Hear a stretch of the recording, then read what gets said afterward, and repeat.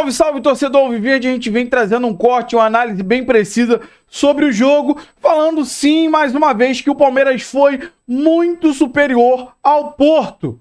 Mas, infelizmente, não fomos efetivos.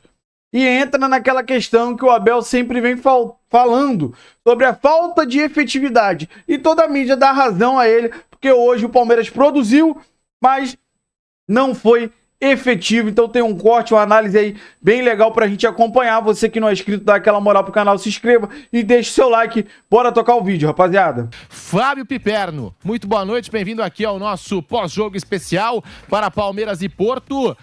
A sua análise do que foi essa estreia do Verdão, os primeiros 90 minutos do Palmeiras na Copa de Clubes da FIFA, Piperno. Boa noite, Pedrinho, mais uma vez. Veja, o futebol jogado não decepcionou.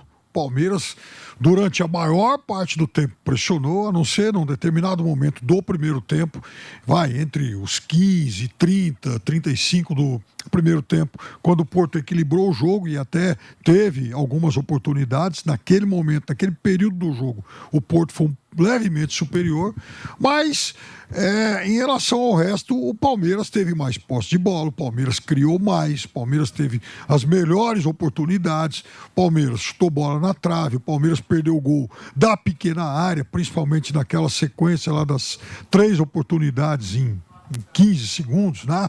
Daquele tiroteio contra o gol do Porto. Teve a cabeçada na trave, né? No lance do Murilo.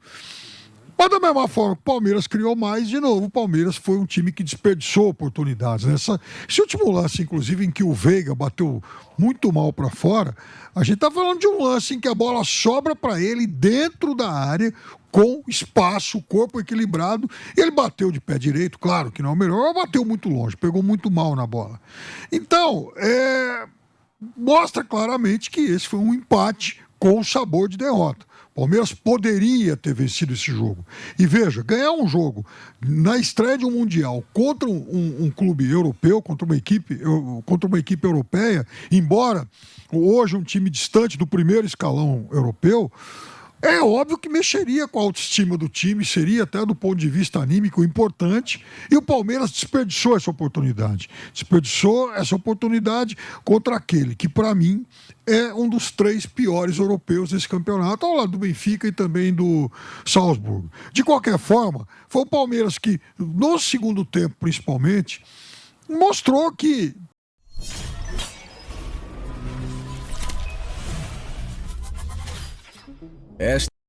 pode ser as que no Benfica e também do Salzburgo. De qualquer forma, foi o Palmeiras que, no segundo tempo principalmente, mostrou que pode ser mais competitivo, né? O Palmeiras, depois das alterações, tirando o Felipe Anderson novamente muito mal no jogo, que não é novidade. E isso fez com que o Abel reposicionasse o Richard Rios, que aí pôde participar do jogo mais à frente, porque ele prefere atuar numa faixa de campo que era ocupada e mal ocupada pelo Felipe Anderson. O Palmeiras cresceu. Agora, é preciso, veja, num campeonato como esse, tiro curto, não dá para desperdiçar oportunidades como aconteceu hoje. Então o Palmeiras, eu diria, Pedro jogou fora a chance de vencer esse jogo e começa então com um empate com sabor de derrota. O Palmeiras criou as melhores chances do jogo.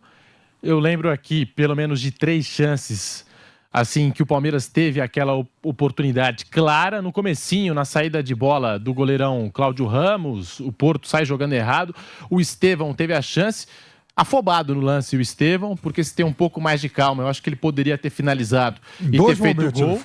Veja, ele teve aquela também do Richard Rios, que o Richard Rios lança, ele entra em velocidade, também pelo lado esquerdo, e acabou chutando de uma forma que deu oportunidade para o zagueiro do Porto da resvalar na bola, que foi para escanteio.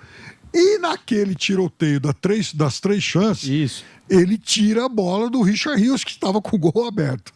Então teve o Estevão no erro de saída de bola do Porto. Você lembrou dessa daí, no bolão do Richard Rios, e o zagueiro do Porto tira a bola, resvala por ali, desvia e a bola acaba indo para fora. E teve, para mim, acho que assim, absurdo, né? os atacantes do Palmeiras ali, o pessoal do meio para frente, eu acho que vai lamentar, está lamentando e vai continuar lamentando por algum tempo essas 3 oportunidades que o Palmeiras desperdiçou de uma vez só.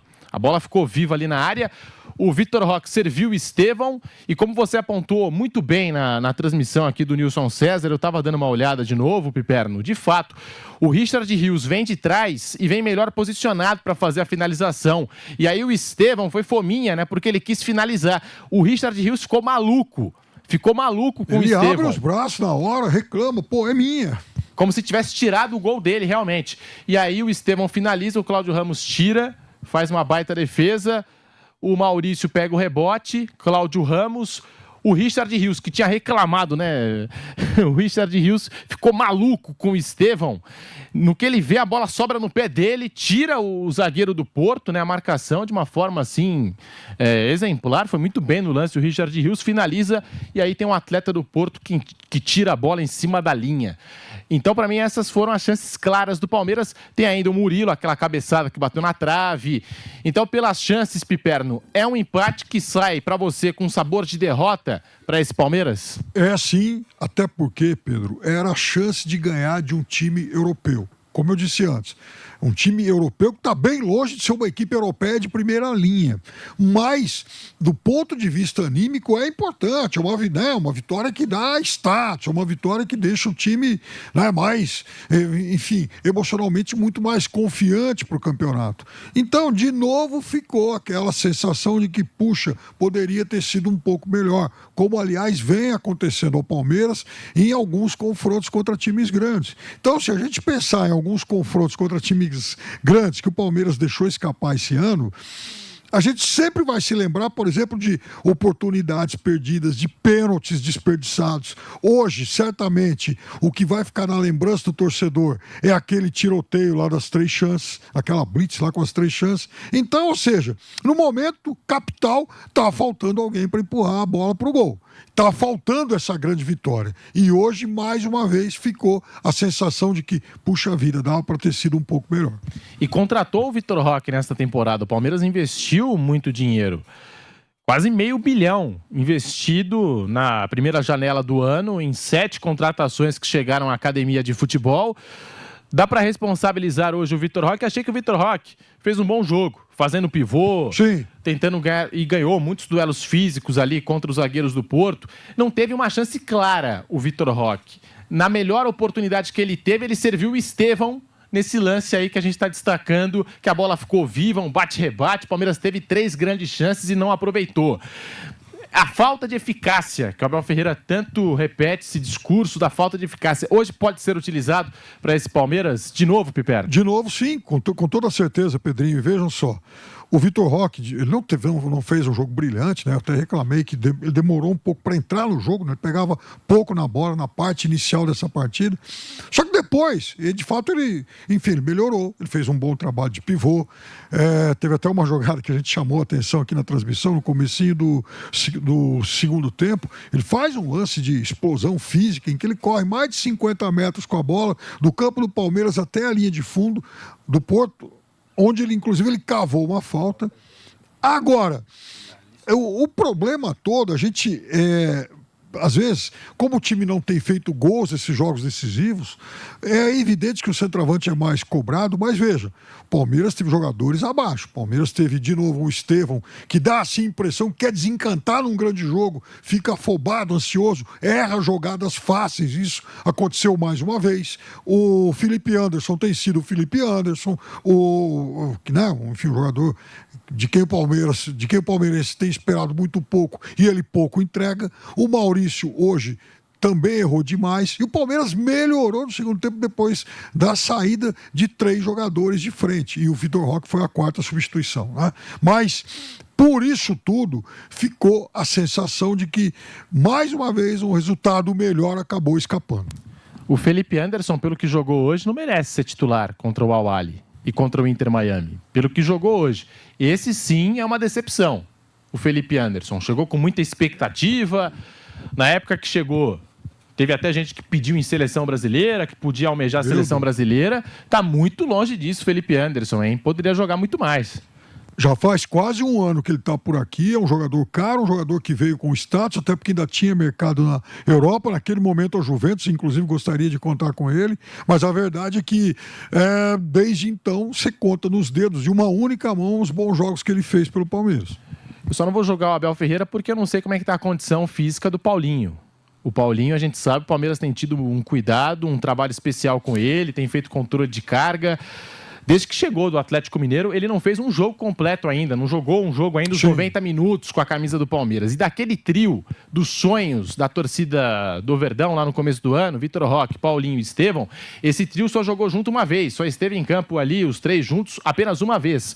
Porque depois do que vi do Felipe Anderson no primeiro tempo, eu já teria voltado com o Paulinho para a segunda etapa. O Paulinho volta com 15, né? O Paulinho entra em campo com 15 minutos da segunda etapa, junto com o Rafael Veiga e junto com o Alan. O Alan entrou bem no jogo também. Ele entrou bem no jogo, mas tem um outro aspecto aí, Pedrinho. A presença do Felipe Anderson, ela não é algo que atrapalha o Palmeiras somente do ponto de vista técnico, porque é um jogador que vem rendendo muito abaixo. Mas, sobretudo, também ele provoca um prejuízo tático ao Palmeiras, porque ele fecha o corredor que pode ser mais bem explorado pelos avanços do Richard Rios. Então, quando o Felipe Anderson está em campo, tem mais um atacante jogando por lá, o Richard Rios sobe menos. O Richard Rios subindo menos, o Palmeiras perde qualidade nessa chegada. A partir do momento em que ocorreram as 3 alterações, o Richard Rios passou a ocupar melhor aquele corredor, fez até jogada de linha de fundo, ele fez tabelas aí com os outros atacantes e ele saindo pelo lado. Então, é um Palmeiras que ganha qualidade nessa chegada dos homens de meio campo. Então, o Abel deveria avaliar bem isso, né? Até que ponto vale a pena continuar mantendo o Felipe Anderson no time. Palmeiras jogou bem, teve muitas ocasiões de gol, chances claras, não conseguiu aproveitar e por isso fica aquele sabor de empate amargo para o Palestra, porque no final das contas, né, o Palmeiras teve possibilidades de ganhar o jogo e não conseguiu aproveitar as oportunidades, né? O Palmeiras teve possibilidade de vencer o Porto, sim, no segundo tempo. Fiquei até com a impressão, Piperno, que o Porto estava contente, estava satisfeito com 0-0 e o Palmeiras buscando ali o gol. Aí vem um outro aspecto importante. O Porto tem alguns ótimos jogadores e o menino, Rodrigo Mora, a gente falou dele antes de começar o jogo, né? É um garoto extremamente talentoso, revelação do futebol português e tal, né?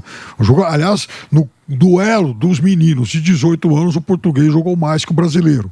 O Mora foi mais jogador hoje do que o Estevão. Agora, o Porto, ele também tem menos banco que o Palmeiras. Então, no momento em que os dois treinadores tiveram que trocar, o Palmeiras melhorou no jogo e o Porto caiu. Isso também ficou muito evidente. Até porque o Palmeiras tem vários jogadores que são mais ou menos do mesmo nível, né? E é difícil hoje cravar quem é que tem de fato que ser titular e quem pode ser reserva, enfim. Então, o Palmeiras perde menos no momento de trocar.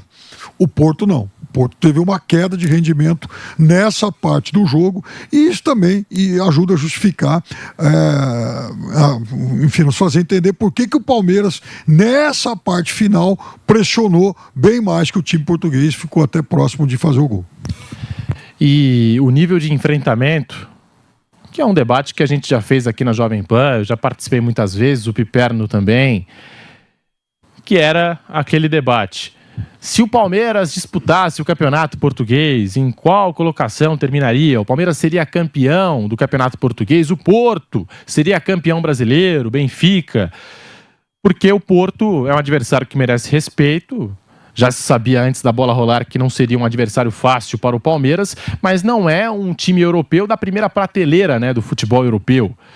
E aí a gente estava aqui antes da bola rolar, na expectativa e curioso para saber o nível de enfrentamento do Palmeiras, que é uma equipe que tem muita força no futebol aqui da América do Sul. Para mim, ao lado do Flamengo, os dois grandes elencos da América do Sul, Palmeiras e Flamengo, os times mais vitoriosos da década aqui do futebol sul-americano. Como é que o Palmeiras ia se portar diante do Porto, que não é um time da primeira prateleira lá de fora? E o Palmeiras se portou muito bem. O Palmeiras mostrou que dá para competir, dá para vencer esses times que não são da primeira prateleira do futebol futebol europeu, Piperno. Não, veja, para mim não é novidade nenhuma. Eu disse em todos os programas que o Palmeiras, eu acho que tem melhor time que o Porto, e eu acho que Palmeiras e Flamengo, se fossem jogar em Portugal, eles disputariam o título português, né? Hoje, o melhor time português é o Sporting, que não está no Mundial. Esse é um outro detalhe também, né? Que a gente tem que considerar. Mas, enfim, de qualquer forma, com os times de Portugal, dá para brigar sim. Agora, veja, o Porto é um time hoje... Eu acho que na Europa, entre os representantes europeus desse campeonato, para mim é uma divisão muito clara em 3 grupos, e eu já falei isso antes. Há um grupo de 6 times que são os melhores desse campeonato, mas assim, de longe. O PSG, o Bayern de Munique, o Real Madrid, os 2 ingleses e a Inter de Milão. Esses times são melhores do que os outros.